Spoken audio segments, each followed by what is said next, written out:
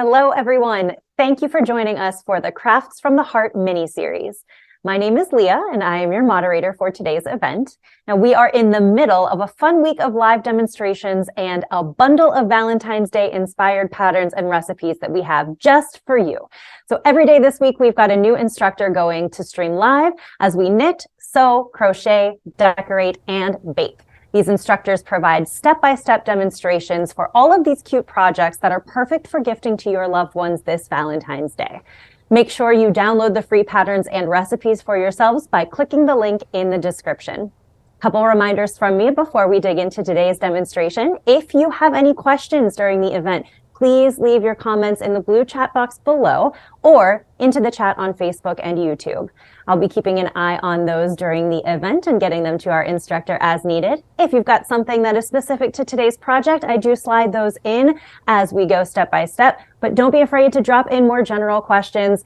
If this is your first time watching, just want to let you know, we usually have time to get to some of those. So anything that you would like to ask today's guest is fair game. And we also, of course, like to know where it is that you are watching from and maybe what some of your plans might be for today's project when you get to making it yourself. So go ahead and use that chat box, familiarize yourself with it, and check it out throughout today's event. That is it from me. It is time to bring on today's guest. She joins us from the studio. Her name is Maddie Gartman. Hi, Maddie. Thank you so much for being here today. I would love for you to start us off telling us a little bit about yourself and introducing the project that you're going to be doing with us today. Hi, Leah. Hi, everyone. I'm so excited to do this project with you today. Like Leah said, my name is Maddie Gartman. I am a professional cookie decorator. This is what I do for a job. And I put together these 3 Valentine's Day cookies. I'm calling them interactive Valentine's Day cookies because they all have an interactive component to them. One is a maze, like an actual maze you get to do on a cookie. One is a bumblebee that you get to color in with paints, and the third one is a tic-tac-toe board. So people of all ages will love this, but this will be great for kids. The best thing about this is you get to eat them when you're done, right? Yes, indeed. And again, if you missed the very top of the hour, ask Maddie questions if you need to as she demonstrates. But I am basically just going to let her do her thing. I'm very excited to see how these cookies come together, Maddie. Awesome. Yeah. Please ask questions if you have any questions about like the cookie decorating, the baking, anything. I'm an open book. So we're going to get started, and what I recommend is using a recipe that is a no spread sugar cookie recipe. You can find plenty of them if you just search no spread sugar cookie recipe. But you can't really use the pre-made dough that comes in a roll from the grocery store. That's always going to spread. So you do want to find a homemade recipe. So once you've got your dough rolled out, you're going to choose a shape that's pretty large. Of course, for Valentine's Day, I did a heart. These would work perfect on a circle or a square shape as well, if you don't have a heart cookie cutter. Now this one is pretty large. As you can see, this one's about 5 inches. So anywhere between 4 and 5 inches, I really recommend, because we're gonna need a lot of a canvas here for all our little interactive components. So once we've got our 3 cookies, also I should mention, I like to have mine to about 1/4 of an inch thick. You don't wanna go any thinner than that. And thicker you can if that's your preference, if you like a thicker cookie. So I'm going to set these aside. These are fully baked, and as you can see, they did not spread in the oven. And we're going to grab royal icing. If you need a royal icing recipe, definitely check out the one on creativecakedesign.com. Otherwise, they're all very similar. Royal icing is powdered sugar, meringue powder, water, and flavoring. I like to add vanilla and almond flavoring to mine. So I've got this fresh royal icing. It's pretty thick right out of the mixer, as you can see. Got a nice thickness to it. And we're gonna decorate, the first thing we need to do is we need to decorate the base layer of our cookie. And I prefer to decorate using 2 different consistencies of royal icing. A thicker border, which is our outline icing, and then a thinner flood icing that covers most of the cookie. And I did want to take you guys through how to do that today rather than skip this part, because so many people tend to struggle with the consistency of their icing, and I see that's where a lot of the frustration with decorating cookies can arise. So we're going to start with our white icing. because we're going to do our 3 different colors plus our stenciling. I like to thin my icing out using a spray bottle because it helps me kind of keep track of how much water I'm adding without going overboard, because you can very quickly add too much water. So I'm just adding a little bit of a spray to moisten up this icing so it's a little bit easier to work with. We're starting with our outline icing, so it's going to be the thicker consistency. You can also use a teaspoon. The main thing is just to be adding water just a little bit at a time. So I still want this to be pretty thick, so I'm not going to add too much more here. This is the consistency that I'm looking for. It's kind of like a toothpaste consistency, maybe a little bit thicker than a toothpaste, but that's kind of the best way to describe it. I'm going to take my tipless piping bag. You can get these in packs of 500 on Amazon. They're super cheap. I'm going to put that right into the bottom of my pint glass here, and that kind of helps stabilize it while I load it up. I'm only going to put about 1.5 tablespoons of icing in for the outline. We don't need quite as much outline icing as we do flood icing. And push that all the way down. And then I will cut a small hole at the top here so I can get the air out. And then you can either use a rubber band or a clip, or I just tie off my bag.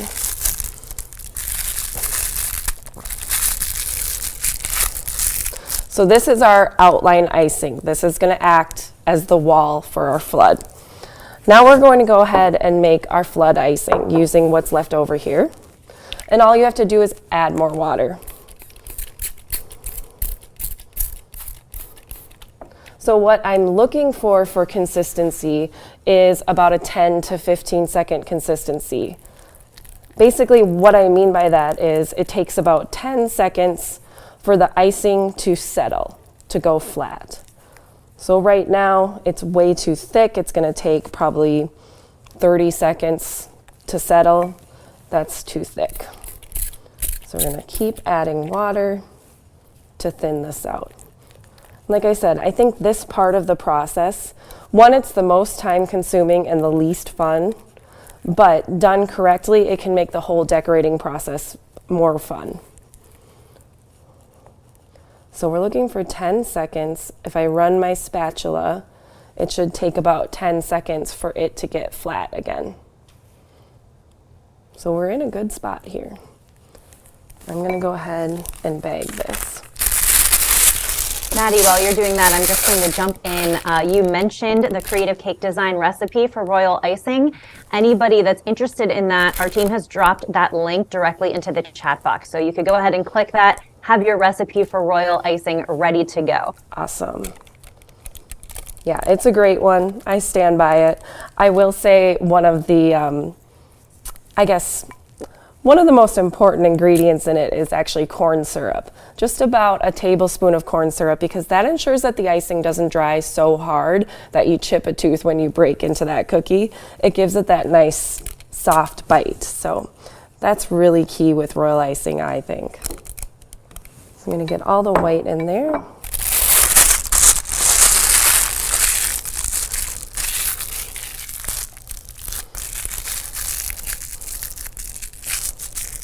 Okay, so now we're going to make our pink. I like to work from the lightest to the darkest color so that I can use the same bowl over and over, because less dishes.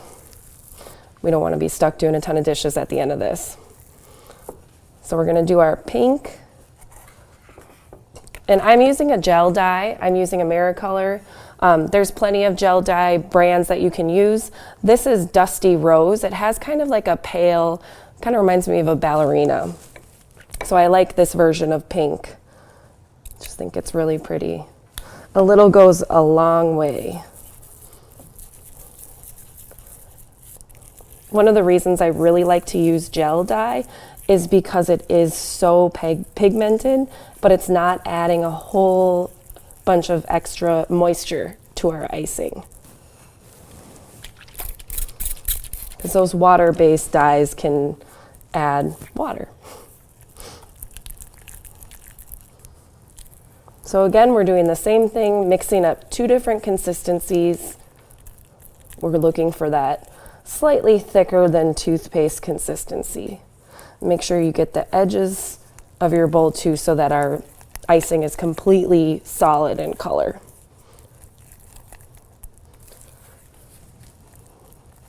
Okay, that's looking good to me. We've got a couple questions coming in, but one is specific to what you're doing right here, and it comes from Kathy. So Kathy wants to know, do you add the gel dye before you spray it with water? Can you elaborate on that? Yeah, I usually do. I try to get it to the color that I want first to kind of see, because if I add a ton of gel dye, then it's already going to change the consistency of my icing. So yeah, I definitely would add the gel dye first. And one thing I should mention, I do add white gel dye to my entire batch of royal icing, and I think that's really key. One, you get just like a bright, crisp, beautiful white, but it also helps prevent with your colors bleeding. And the other one that I want to get to you right away here comes from Susie. So Susie mentions she didn't know that there were 2 icings, so wall and flood. Do you want to talk about what that specific difference is? Yes. And this is really a personal preference, and I think when you are a beginner cookier, doing 2 different icing consistencies really helps you understand how the icing works. You can also do one consistency, but what you'll run into with that is it's so thick that you can't get it to lay flat, or it's so thin that it's running off the edge. So when you learn with 2 different consistencies, it really helps you understand how the icing works. And then from there, you can try out one consistency once you've got a little more control. Personally, not even being a beginner decorator, I prefer to use 2 consistencies all the time just for peace of mind. And then finally, what happens if it gets too thin while you are mixing this, finding your consistency? If it gets too thin, you can add more powdered sugar. So that's what's nice, is it's not totally ruined. You just add a little more powdered sugar back in. Because once it's, basically what you're looking for is ribbons coming off your spatula. Once it's just dripping off your spatula, then you know it is way too thin. But it's definitely salvageable. Just kind of sprinkle a little bit of powdered sugar, eyeball it until it gets back to that thickness that you need. It'll just be an extra sweet cookie. Nothing wrong with that. These are great questions, you guys. I love it. Keep them coming. Yes, definitely. Let me know when you have time for some more, because we do have a lot of people that are curious about some baking and some icing today. Awesome. Yeah, go ahead. Throw them at me.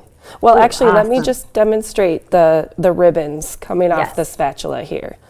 So right now, we're kind of getting globs. We want ribbons. Oh, this pink color is so pretty. I like to geek out over the colors sometimes, sorry. Just love that ballet pink. So we're dripping it off. See how it's coming down flat and like a ribbon? That's what we're looking for. When it starts to just dump off your spatula, you've gone too far. All right, I'm going to jump in with our next question then. This comes from Priya. How much white gel are you adding to that big batch? Ooh, that's a tough question to answer, because I just kind of do a good squirt. Is that technical enough for you, Priya? Yeah, it's not a ton. It's just enough until I can notice a difference in my icing. I can see it starting to brighten up right away. So what I do is I buy a big bottle of that white gel, and that'll last me forever. All right, the next couple questions have to do a little bit more with the baking process. Do you want to take those now, or do you want to wait? Sure, let's do it. All right, so we've got one from Lisa. Lisa, this is going back to, you were talking about the specific recipes you need to use for the cookies. So Lisa wants to know why her cookies are spreading during baking. So talk about that a bit. Well, it all depends on a couple things. One is if you're not chilling your dough. I really think chilling your dough is a crucial part of the baking process. Rolling it on parchment paper, not rolling it in flour. Flour can sometimes mess up your recipe if you're adding a lot more. And then just take a look at your recipe. Is it using a lot of baking soda, a lot of baking powder? Kind of play around with it if you've already tried chilling your dough and that's not working. Another thing that I swear by is the type of bakeware. I prefer to use all aluminum pans. I use Nordic ware because they bake really evenly. I also like to use baking mats, bake on parchment paper or a silicone mat. All of these things are going to help reduce the spread of your cookie. But if none of those do, like I said, go back to your recipe, start playing around with the ingredients a little bit. All right, Penny's got a different issue. So Penny's sugar cookies tend to be dry or hard after they cool down. Do you have any tips to prevent this? It could be a recipe thing. You can always freeze your cookies after you cool them down, airtight them. If you're not going to decorate them right away, but you want to keep that softness, put them in an airtight container and freeze them. That really does help maintain the softness. Otherwise, if you frost them right after they have cooled, it locks in that moisture so much better than if you've waited a couple days. I notice my cookies are much softer if I decorate immediately after they've cooled down rather than, waiting a day or two. And freezing really helps me maintain and sometimes get more softness than I would otherwise. So I would give that a try. Now it looks like you're working on the red here. Do you want to talk a little bit about that? So the red I'm using is Americolor Red. And people always tend to struggle with getting a bright red. The first thing I say is use a gel dye. Highly recommend Americolor. That's going to help a ton. The second thing is don't stress about getting it. I'll show you, this is a finished cookie. This is bright red. This is what everybody's kind of going for. I don't know if you can capture this, but my actual icing right now is like a salmon color. And people are always trying to achieve this right away, which it's not going to happen because red takes time to develop. If you keep pouring in that dye, you're going to have people with red mouths left and right. So what I do is I stop when I get to this nice salmon color, even though everything in me wants to keep adding that dye, and I let it sit as is, and it will deepen with time. A couple hours, and that's going to be a dark, true red. I want to get to this next question here. So Brenda doesn't specify which of the recipes she's talking about, but I'm assuming that she's probably going to mean both because this is for diabetics out there. Is there any way to make this sugar-free? What would you suggest? I don't have a lot of experience with sugar-free cookies. I wish I did. I know how to make it gluten-free, but sugar-free I don't have a ton of experience with, unfortunately. Something I'd love to This might be explore. something that we can crowdsource a bit then. If anybody that's watching has experience with things you've been successful with, go ahead and drop that in the chat box as well. That would be really helpful to get some input from our viewers. Absolutely, especially for people who are on like keto diets that are watching their sugar and carb intake a little bit. It'd be super interesting to know. And then speaking of sugar, Kathy wants to know if when you are using it, do you sift the sugar first? Kathy, I don't. I know I should. I know I should, but I haven't had any issues. I think a lot of the powdered sugar does come pre-sifted. I will find certain brands are chunkier than others. They'll come with little sugar chunks. Like for example, Target brand always comes with chunks of sugar in it. So I do kind of have to poke around in there a little bit, but otherwise I don't sift my sugar ahead of time. That sounds like probably most of us. Whatever shortcut I can take. 2 more questions here right now. Awesome. Do you have time for me to send them over? Yeah. Perfect. So Tracy's got the first one. If you can't find white gel, where could you buy it? And are there any substitutions for that available? Oh, I love this question. So yes, you can buy it. If you can't find it at a craft store, you can buy it on Amazon, Americolor. Chef Master. Those are 3 great websites that are always going to have it. You can also add a touch of violet to your icing, your big batch of icing, and that's going to bring out that bright white. I know it sounds crazy, just like a toothpick, tiny head of a toothpick amount of violet in your white icing, and that just makes the white really pop. It kind of takes that yellow out. Ooh, that reminds me of like hair dye. Yeah. When you want to take out that orangey in your blonde, you put a little purple in. Yep. Huh. Color theory. Very cool. All right, and finally, last question for now. Yes. Karen wants to know, what is your recommended cookie recipe? So I know you said no spread sugar cookie recipe. Do you have something more specific you'd like to shout out?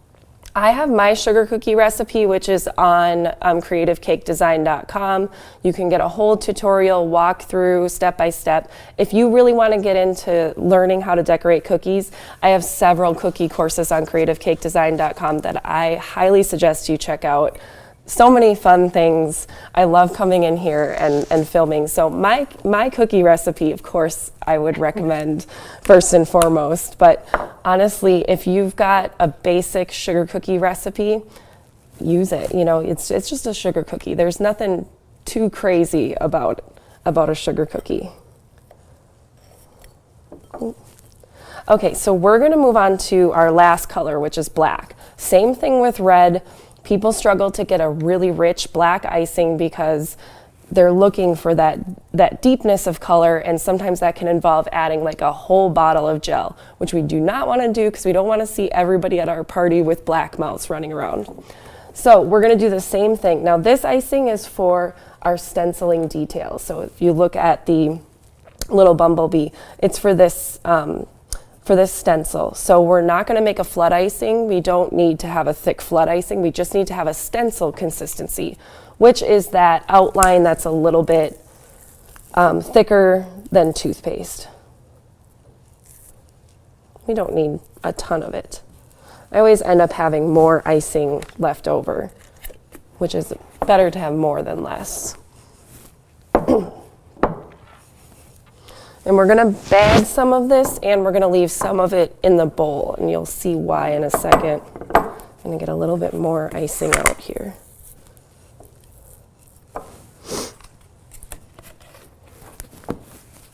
Okay. So same thing, I am using Americolor Super Black. It will just go to a dark gray, and we're going to be okay with that. We're not going to push it any further than a dark gray. You have to have faith that it will darken on its own. You can also use powdered dyes, which I don't have a ton of experience with powdered dyes, but I have heard some amazing things that you can get some great pigmentation out of powdered dye.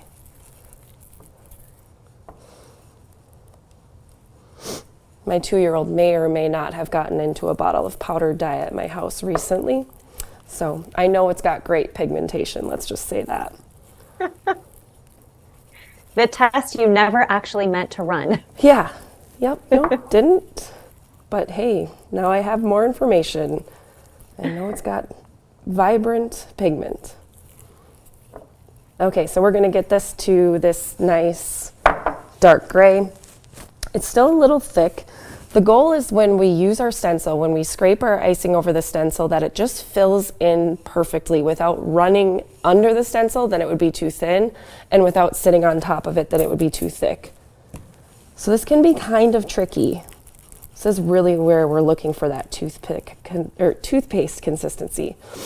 One thing that's pretty cool, Cookie Countess sells stenciling icing packets, so you can just buy the bag, put the exact amount of water, and it turns into stencil icing, which I think is pretty cool.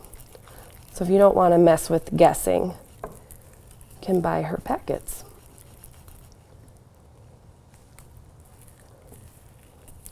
We're almost there. This one I just want to be really kind of a perfectionist about because it can make or break how the cookie looks.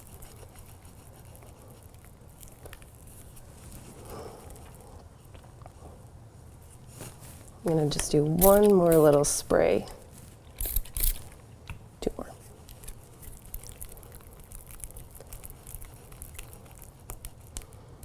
Okay. We will be piping with this later, so I'm going to put a little bit in a piping bag and keep a little in the bowl. And always cut a little hole in your piping bag to let the air out.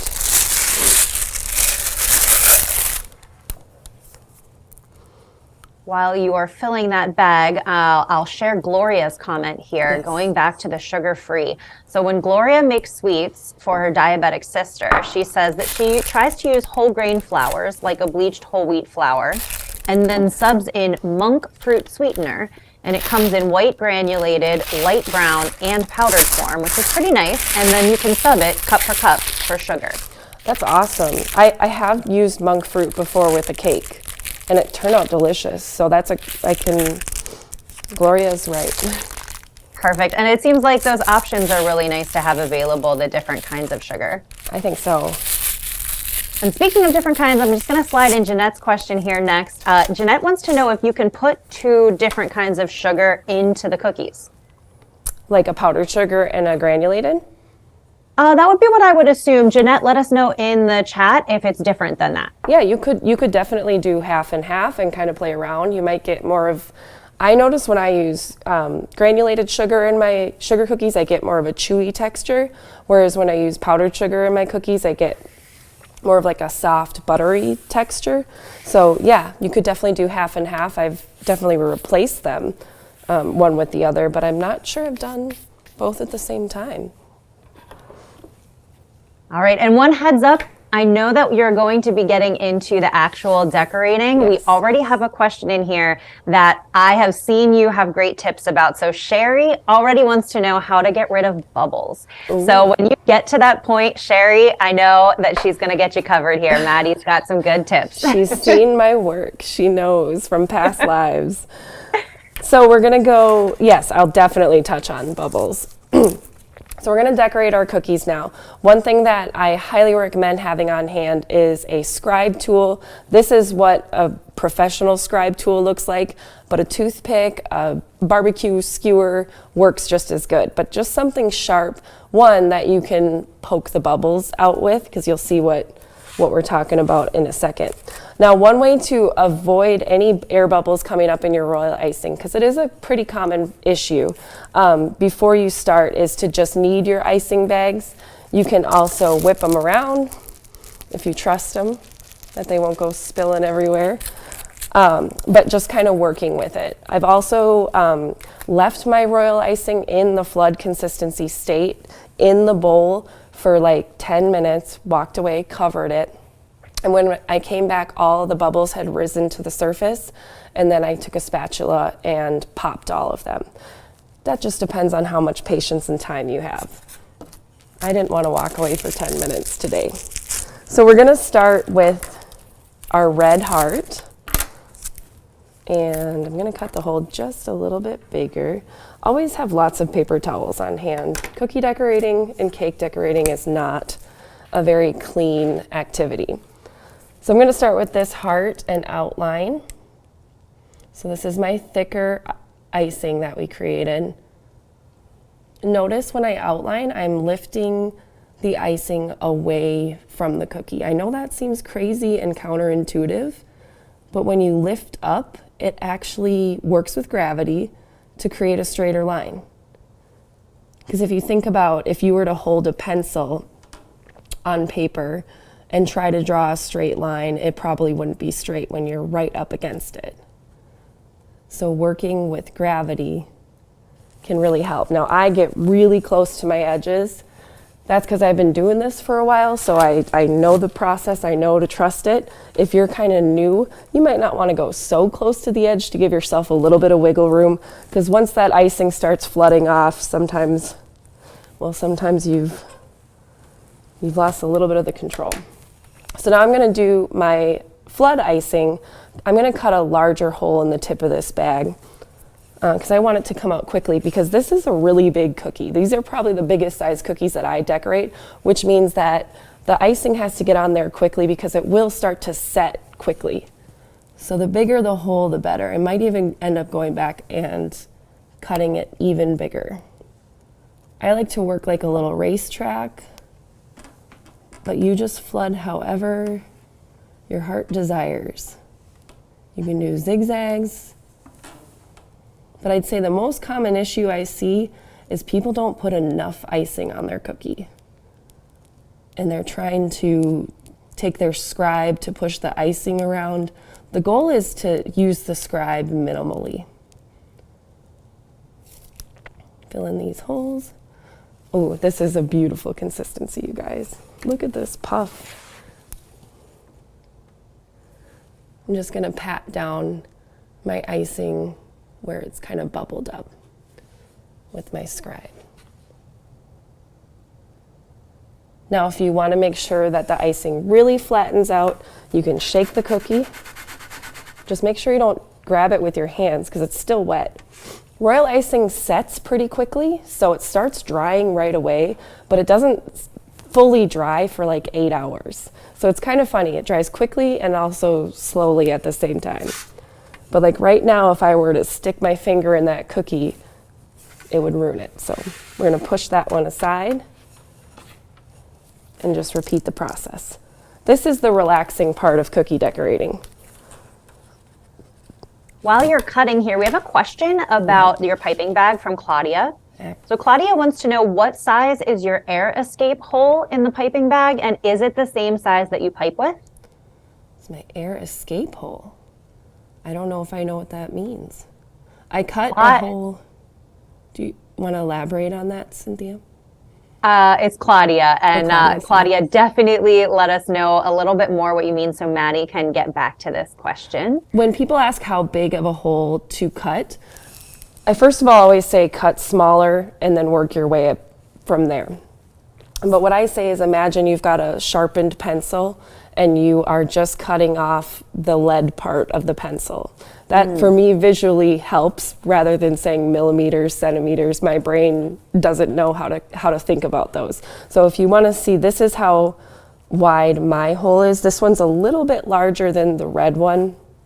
But just start really small, test it out on a paper towel. If it's too small, you'll find that you have no control of your icing. It's so tiny of a sliver, you're really trying to squeeze it out.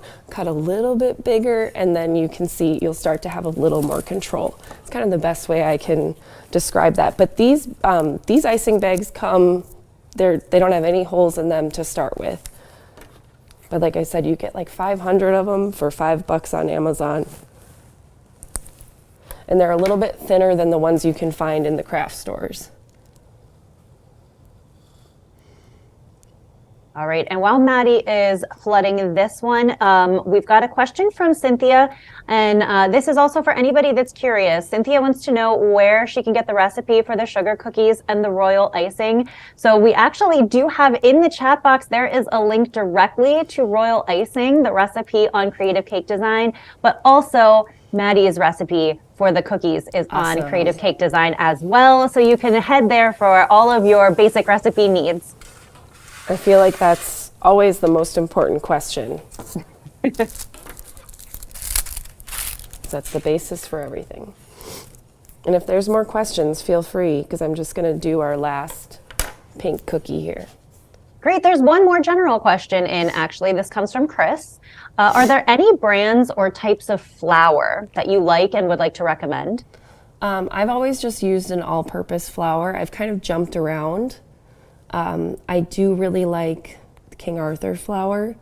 I stopped using them for a while because they had so many recalls that it made me a little nervous, but I find that my cookie bakes a lot flatter when I use their flour versus like your regular, knockoff Target or Walmart brand flour. So as long as they don't have a recall out, that's my favorite one.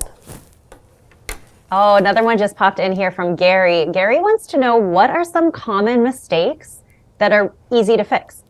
Ooh, I'd say a common mistake, like I said, is not putting enough icing on your cookie.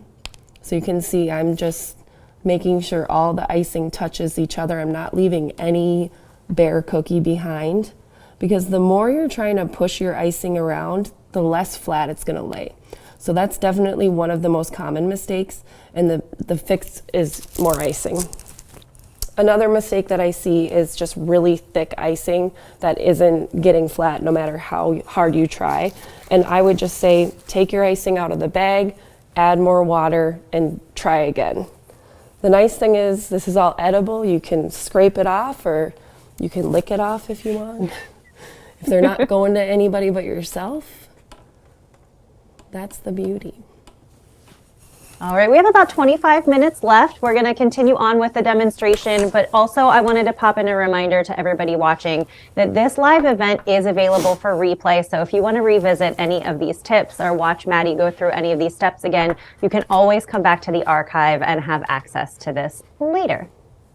So we're going to fast forward through time and we're going to pretend like our cookies dried for a solid 24 hours. And I say that because we're going to be working with our cookies we're going to be pushing down on them. So we really want to make sure they give it enough dry time. Now, you could probably do this 8 hours after. I'm just thinking you might flood them one day and then the next day come back to the second part of our demonstration. The next thing we're going to do is we're going to use our stencil. So this is a stencil that I got from Cookie Countess. There's tons of types of stencils that you can get for cookies, very cheap. You can also find them in craft stores. They're not specifically for cookies, but they're the same size if you just go down the stencil aisle.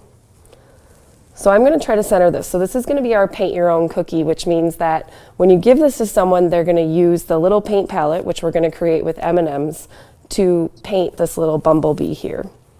Super cute.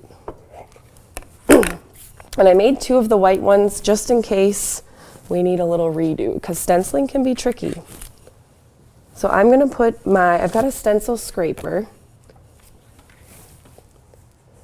and I'm just going to use my spatula and add it right onto the top here.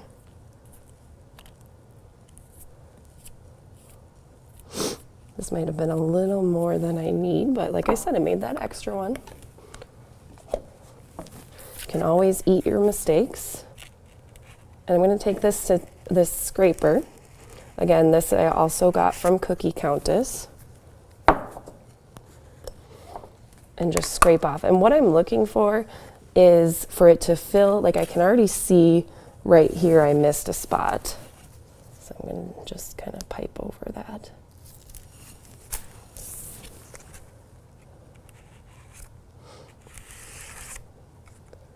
And I want to be able to see the bumblebee before I lift it off. So I can see him. That means it's time. So if we made our stencil icing the right consistency, it shouldn't have bled through. Oops, I see one little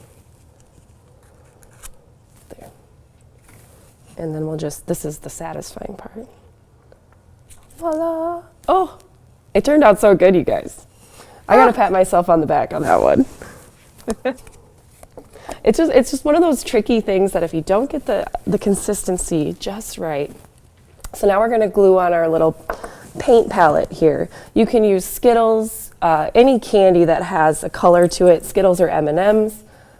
I chose to go with M&Ms because I'm a chocolate girl. And we're going to glue them on. So that we're just going to use our royal icing as glue here. However you want to.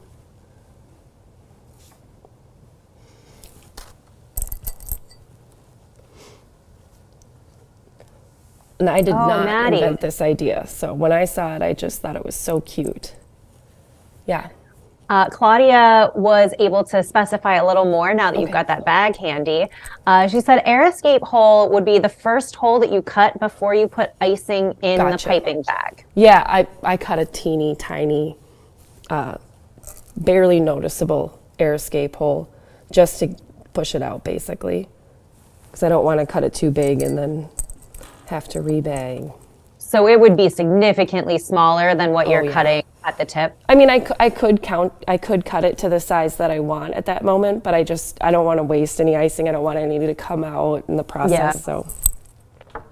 So there's our first one. So the idea would be, I'll show you guys a little sample here.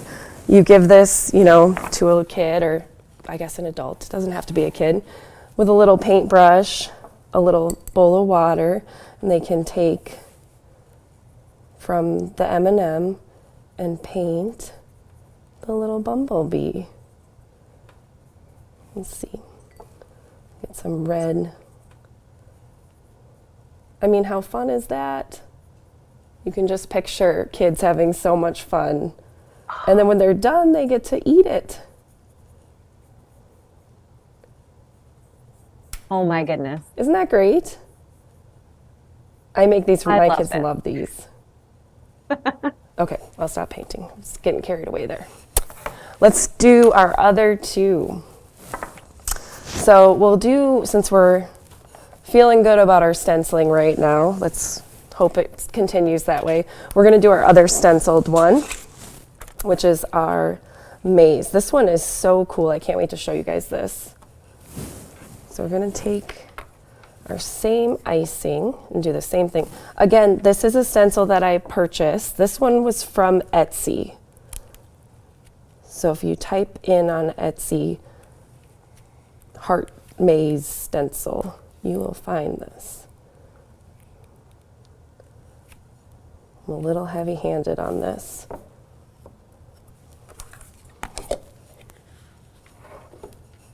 We'll go take our stencil scraper and same thing.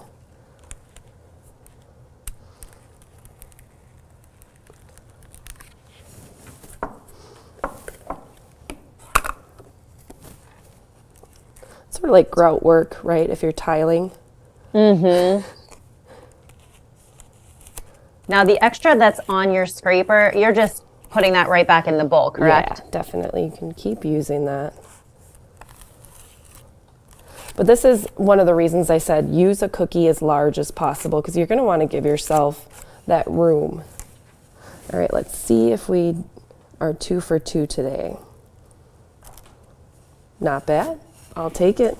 Now this one, we want to have a little bit more of a border because we're going to be putting a little sprinkle in there, and they're going to guide the sprinkle around the maze. So that's why we have a piping bag of our black icing as well. Cut the tip a little bit bigger. It might even need to be even bigger here.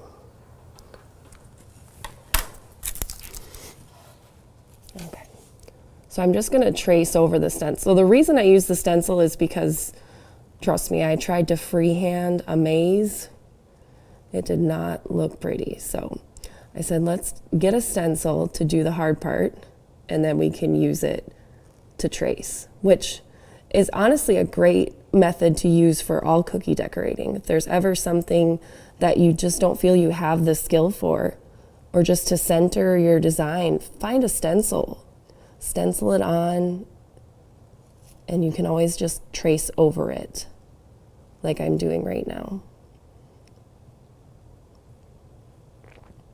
Zena just dropped a question in here, wants to know how long do the cookies stay fresh after all of this decoration? So I say that my cookies will still taste fresh 2 to 3 days. I do try to cover them after they're fully dry. So after they've dried for a solid 12 hours, I'll usually individually bag them, or I will just put like a cookie sheet cover over them that's fitted to my cookie sheet, just to make sure I can seal in that freshness. If I know I'm not going to be using the cookies for, a week to 2 weeks, then I just put them in an airtight container and I put them in my freezer. And freezer is really key there. Do not put them in your refrigerator, because what can happen is these colors can, the condensation can cause these colors to run together. It can completely ruin your design.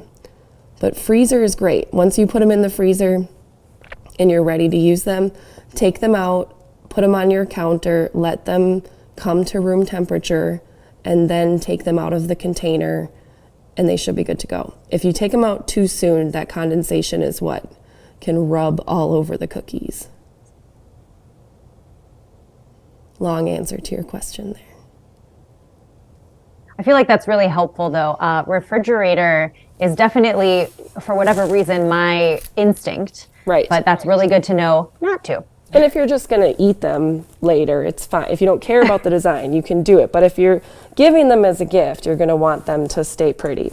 We're going to let that dry before we do our little maze experiment and take our last pink cookie here. And this one's probably the easiest one. No stencil required for this. We're just going to make a tic-tac-toe board. Now the question is, how straight and even can you get your lines? So what I look for is the center of the cookie, and I know I'm going to do 2 lines symmetrical on either side here. And this is that same trick that I was talking about before. You're going to want to lift your icing bag away. So lifting it high and then touching down. And then you get a nice straight line. If you try to keep your icing bag really close to the cookie, it's going to squiggle because no one can really do a straight line. And that looks about even, a little off. It's okay.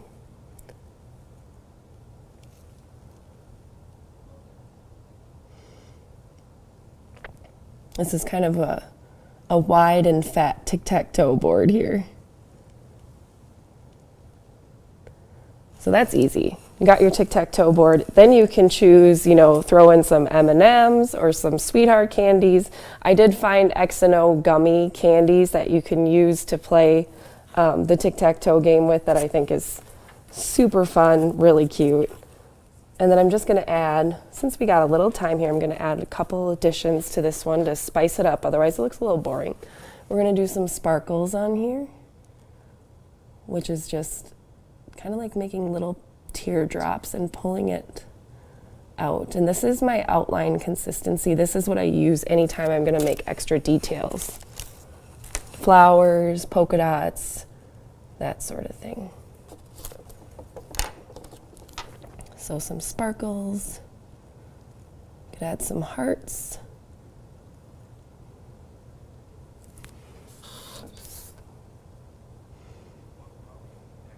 And so I'm just releasing the pressure, starting from the center and then releasing the pressure to make those sparkles. Maddie, I'm going to jump in with a quick time warning. We are getting towards the end of our hour. We have a little more than 10 minutes left. Awesome. So if you're holding on to a question for Maddie and you want to get it answered, I would recommend dropping it into the chat box pretty soon here. We'll get to as many, maybe even all of them if we have time, but get your question in now if you've been hanging on to something for Maddie. Yes. And part of the download for this activity, I included these little tags that go with each of the hearts. So we've got "You are amazing," that can go with the maze, the "Be mine," and then XOXO. So these little tags, print them on cardstock, and I just want to show you how I package these because I think it makes such a cute gift. These are boxes. You can get them from Clear Bags or Amazon. Mine are from Uline. They're, I believe, 5 by 7. So I just put the cookie in the bottom of the box. Sometimes I'll have it also bagged in cellophane, but since these are still wet, I'm not going to put them in an extra bag. That there, and then a little elastic ribbon.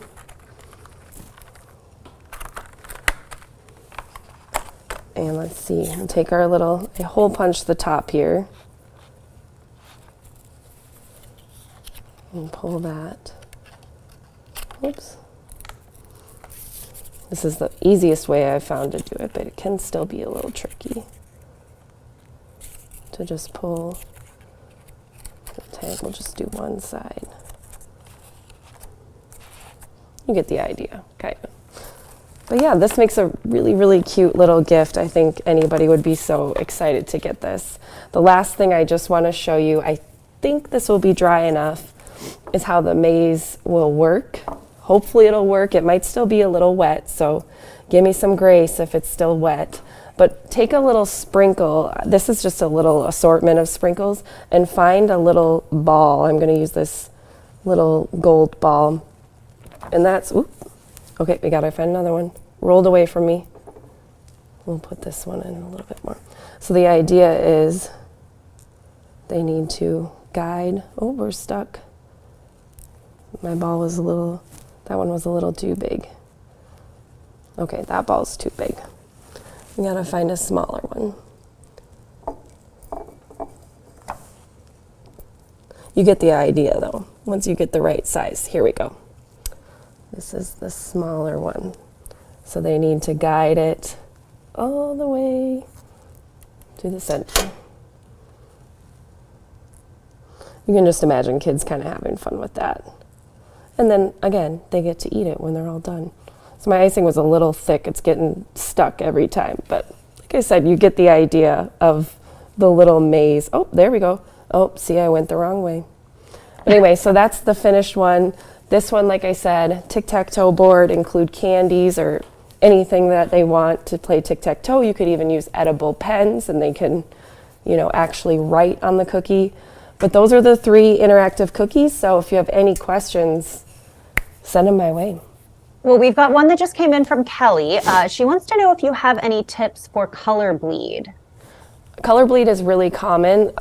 Using white icing, like I said, watching the humidity. So if you have a dehydrator, you can put them in a dehydrator immediately after decorating, just on the lowest temperature setting.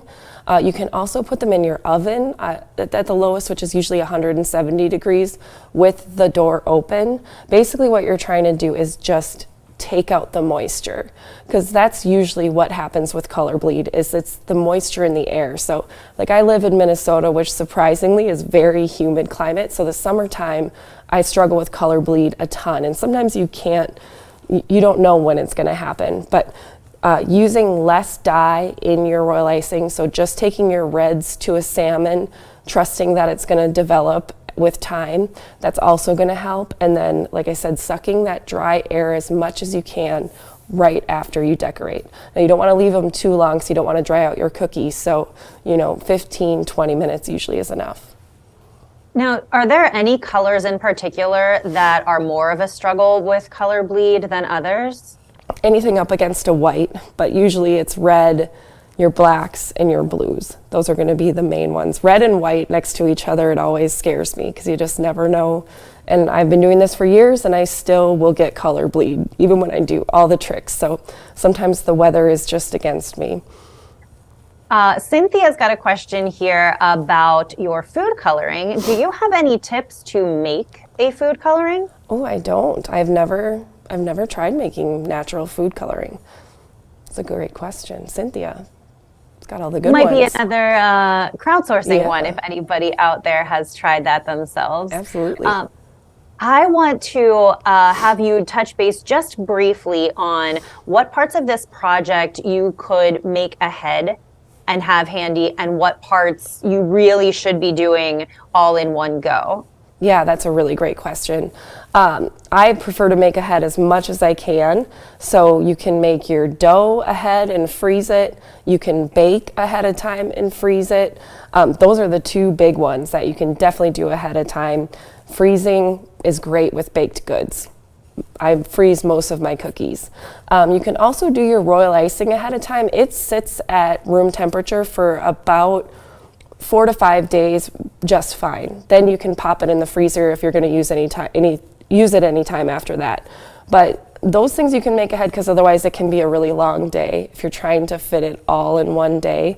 As for when you're going to gift it, I would decorate it at least 2 days before I'm going to give it to someone, because then it gives it 1 day to decorate, then it gives it a full 24 hours to dry, then I can package it, and then the next day give it to them. Just because I'm making sure that my packaging isn't going to crush the cookie. Now you might not be packaging, you might just want to give it on a plate, so in that case you can do the day before.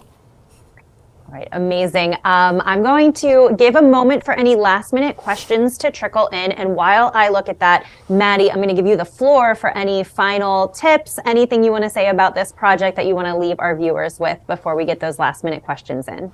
Sure. I mean, this is a really easy project to do, and it seems like it's complicated, but it's really taking the basic components of decorating cookies. Making 2 icing consistencies and learning how to stencil can take you so far in cookie decorating if it's something you want to dive deeper into. Because once you get that consistency down, which I highly suggest you practice doing, because it's kind of the key for cookie decorating success, is getting that consistency down. Once you get that down, you can do anything. So This, while it's made for Valentine's Day, all of these components that I taught you today can be used in pretty much all cookie decorating. This was almost like a cookie decorating 101 class, just with a Valentine's Day label on it. Amazing. All right, we did get a couple last minute questions, so I'm going to get them to you quickly here. Chana wants to know about the PDF that goes with this project. She noticed there are some templates. Yes. Maddie, what are those specifically for? I believe she's talking about the tags, I think, is what she's just perhaps talking about, because those are what I included with the directions. So those are just if you want to turn it into like a cute little Valentine's Day gift. I use a little hole puncher and cut mine out and put it with my cookies. Just an extra little freebie for you. Okay, hopefully that helps anybody that was curious about that. Marina has a question about royal icing. Does vegan royal icing exist? Yeah. Can you make it? Yes, it does. I don't have a ton of experience with it, but it is made with aquafaba, which is the juice left over from chickpeas. So it acts very similarly to regular royal icing, but it's replacing the meringue powder component because that's made with egg whites. But yeah, you definitely can. There are plenty of people who decorate exclusively with that. All right, and finally, we have a question from Cynthia, but I'm sure, Cynthia, you're not the only person, so it's time for a couple reminders from me. Cynthia wanted to know where we could find some recipes for the sugar cookies. So again, we're going to point you to Creative Cake Design. You can find the recipes that Maddie has, and also Maddie's some of her classes that you can take, especially if you're just getting started. There's a royal icing recipe. That recipe is actually linked in the chat. So you can go ahead to Creative Cake Design, find some recipes there if you want a starting point.